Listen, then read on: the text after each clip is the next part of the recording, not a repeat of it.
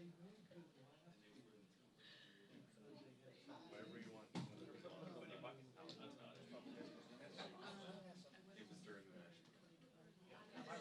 Might run out of your case.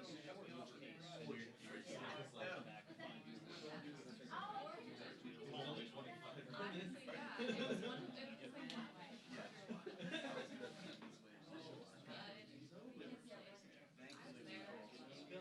way. literally. Oh my God. Yep, I see you.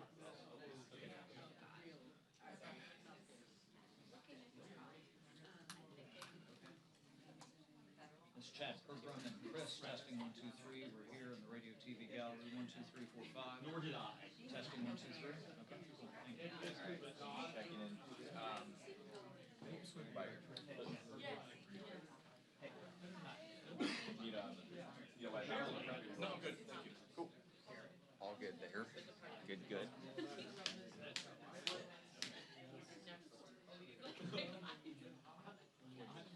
That's fine.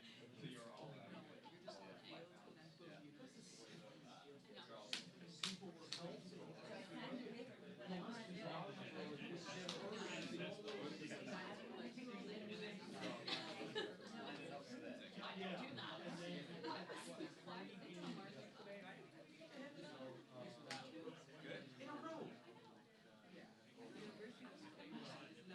How's everything going? Yeah. It's Friday. It's Friday. It's Friday. That's what I'll say. It's Friday.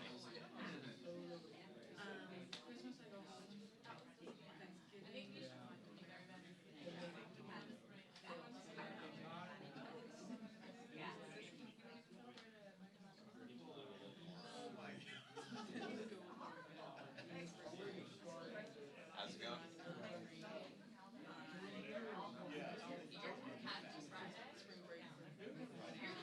He's embracing the fly out. That's so bad. You are flying out after this. He too is. Like, I too am flying. Yeah. I think that's morning. Yeah.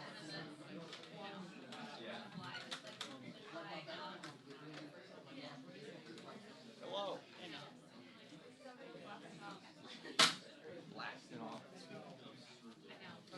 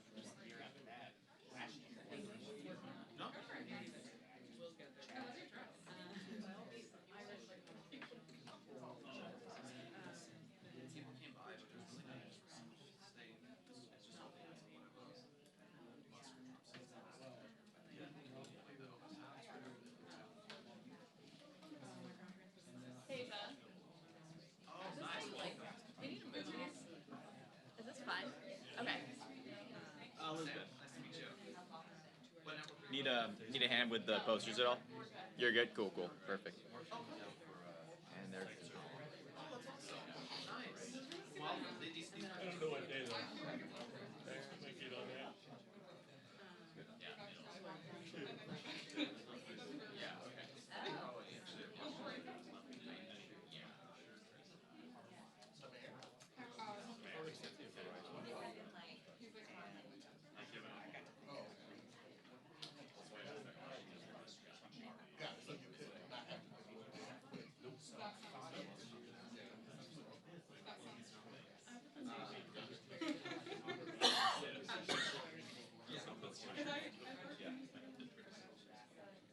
Yeah, you don't really see anything from that. You always see is the cat. Yeah, you can see.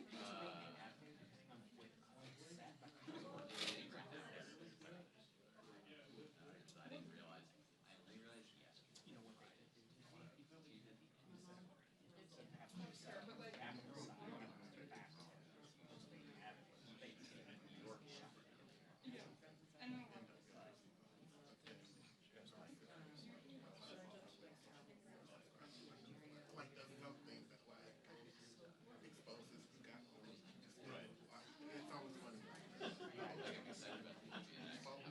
It's always funny.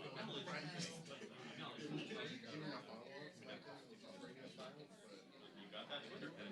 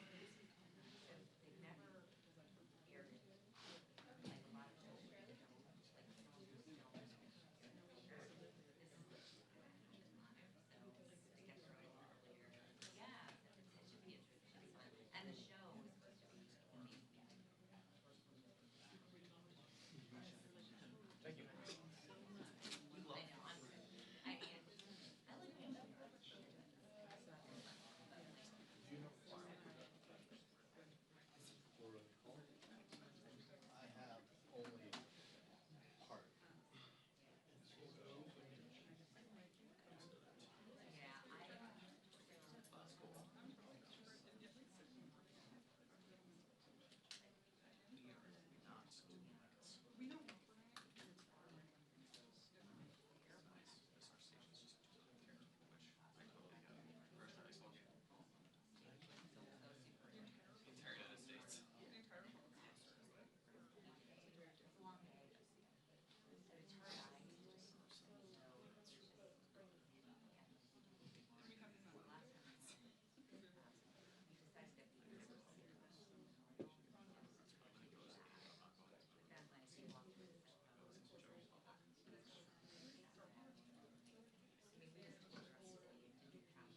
Are you sure they're open? It was weird. It was weird last round.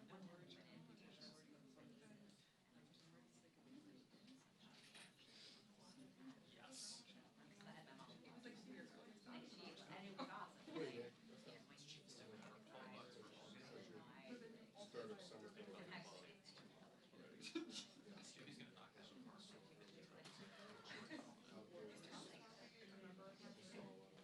Not yet. No, wait. Yes, he was. He was. Oh, he was bad. Trust No, me. no. Wait. He was bad. He wanted the swans. Planning like that. Have yet to. Oh yes. Okay. Yes.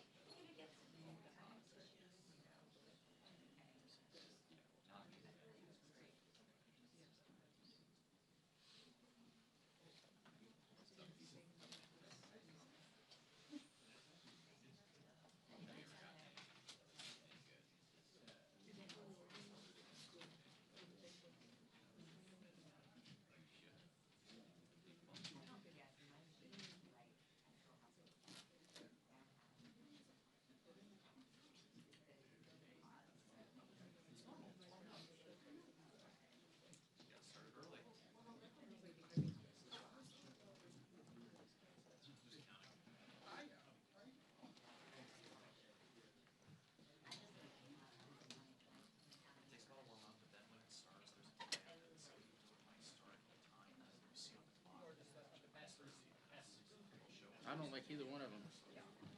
Jeffries press release. If you have it, just text it to me. Okay, or email. Thank you.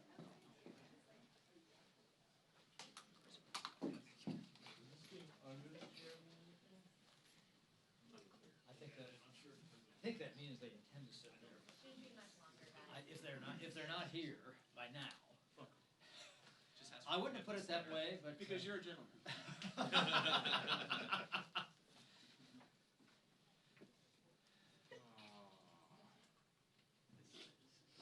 Please make him make news from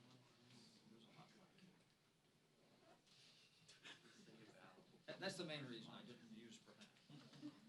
Not because I'm a gentleman.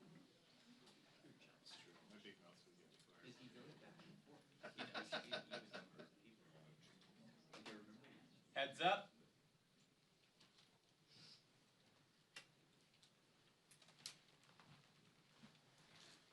Morning, everyone.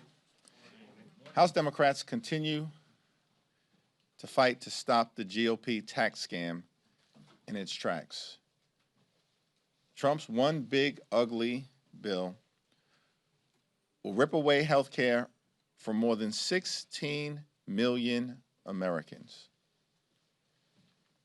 Others across the country will pay higher premiums, co-pays, and deductibles because of this unprecedented attack on Medicaid, Medicare, and the Affordable Care Act.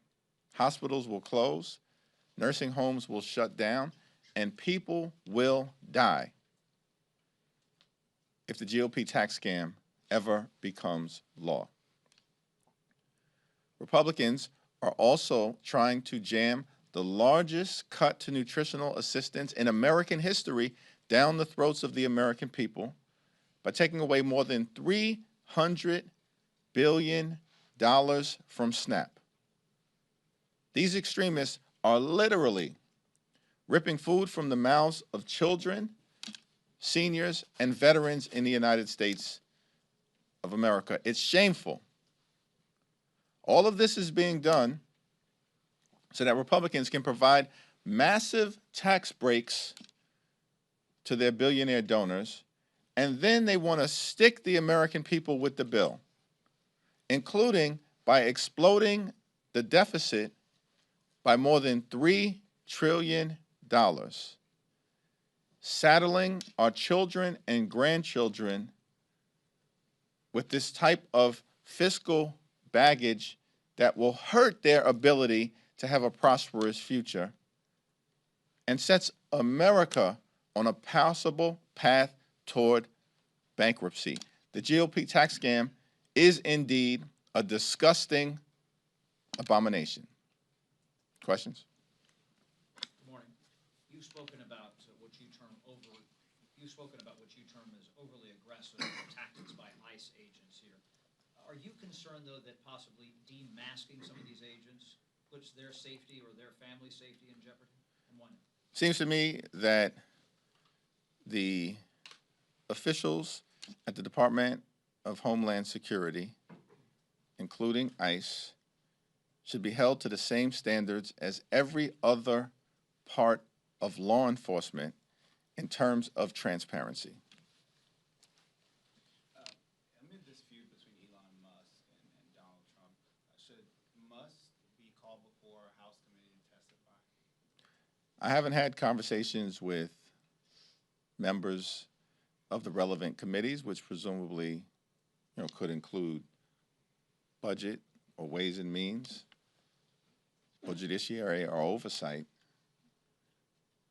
And until I have those conversations, I don't think there's much more to add. Right now, we're focused on killing the bill. The GOP tax scam hurts everyday Americans and rewards billionaires. That's not what we should be doing at this moment in time in the United States of America. We should be building an affordable economy that lowers costs for hardworking American taxpayers. The GOP tax scam, this one big ugly bill, does the exact opposite. It will raise costs and increase the financial burden on hardworking American taxpayers. That's what we're focused on as House Democrats and in support of the efforts of Senate Democrats to stop the one big ugly bill from ever becoming law. Thanks. Are you concerned that cutting PEPFAR funding, that's something that the White House has proposed in the rescissions package, is going to set the United States back as a leader on the global effort to eradicate HIV/AIDS? What's your take? What's your message during Pride Month to folks out there who are concerned that the United States has been a leader with PEPFAR on HIV, but that's at risk now with the Republicans putting forward this rescissions package? The effort to eradicate HIV and AIDS in sub-Saharan Africa and across the country, as led by the United States of America through PEPFAR, has been a phenomenal success.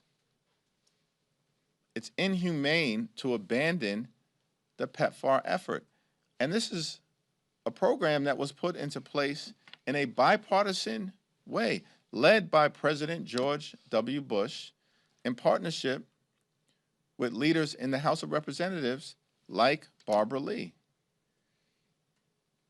It's shameful that because of their ideological extremism, Republicans are trying to crush the PEPFAR program, which ultimately helps the health, safety, and well-being of the American people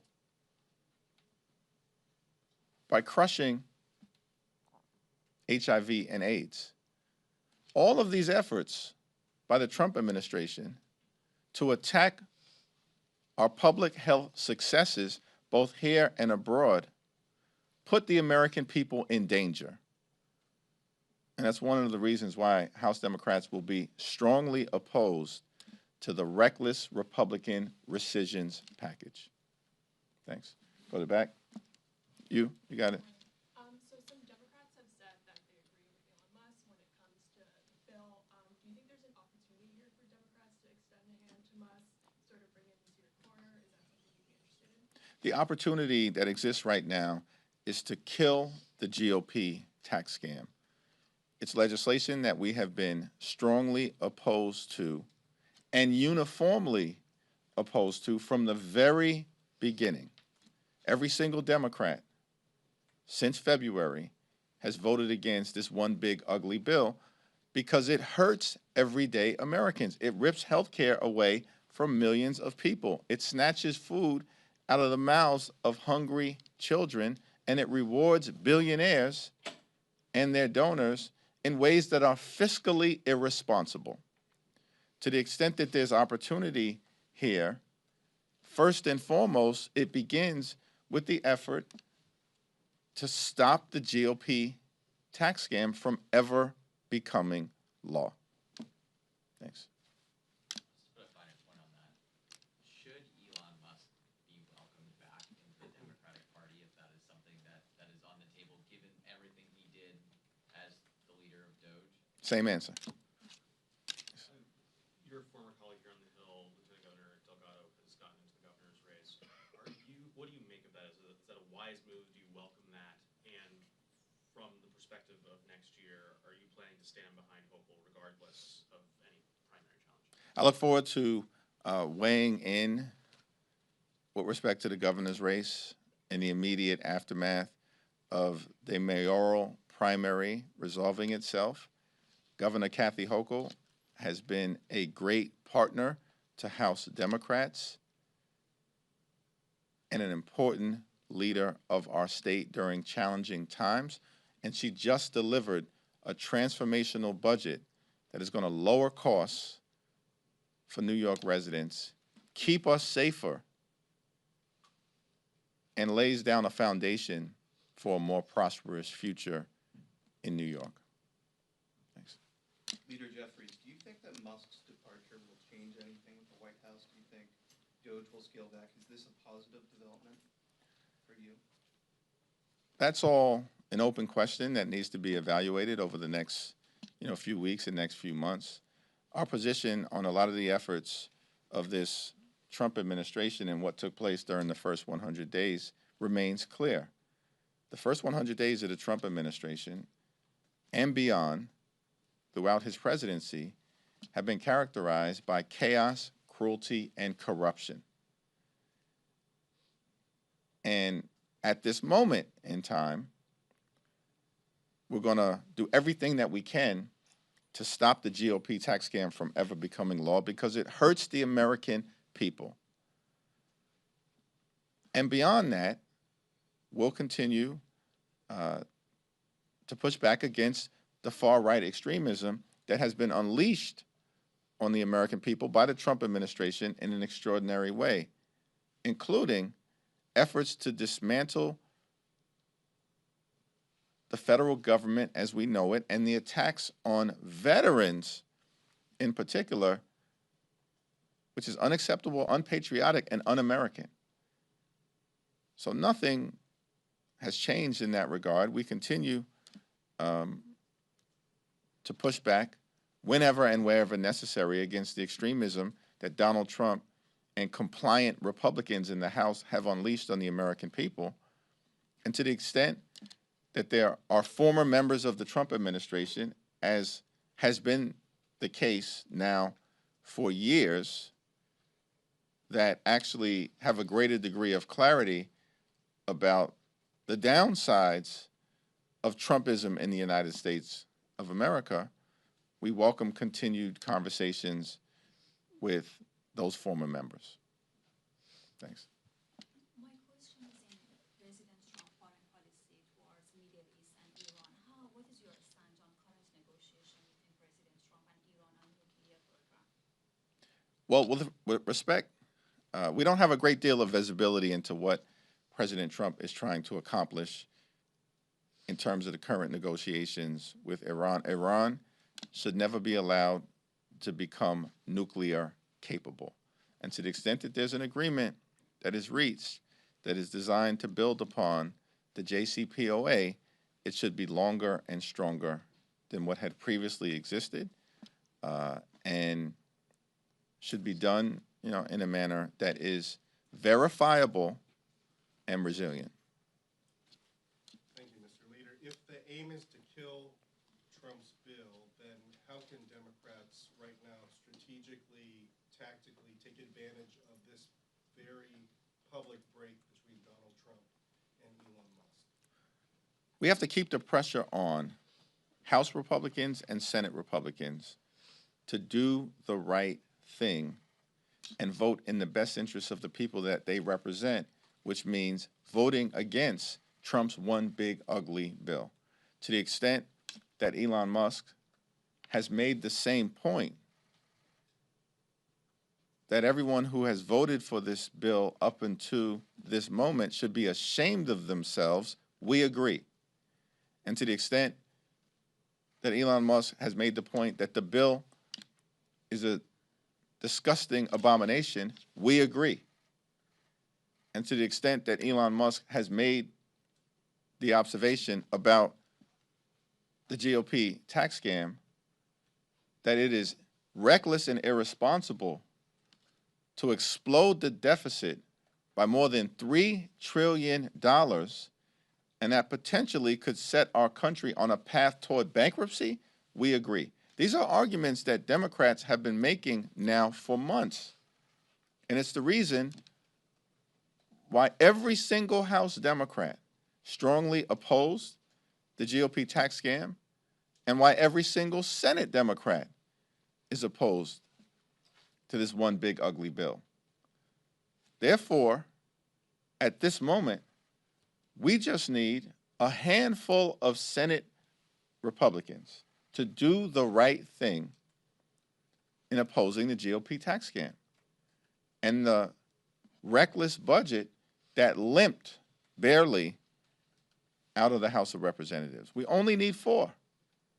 And in fact, because it is likely that the junior senator from Kentucky will remain a hard no, we only need 3 additional Senate Republicans, and we can kill the bill. That's our focus right now. It's all hands on deck in that effort. And to the extent that the developments of this week will make it more likely that we can kill the GOP tax scam. That's a welcome development.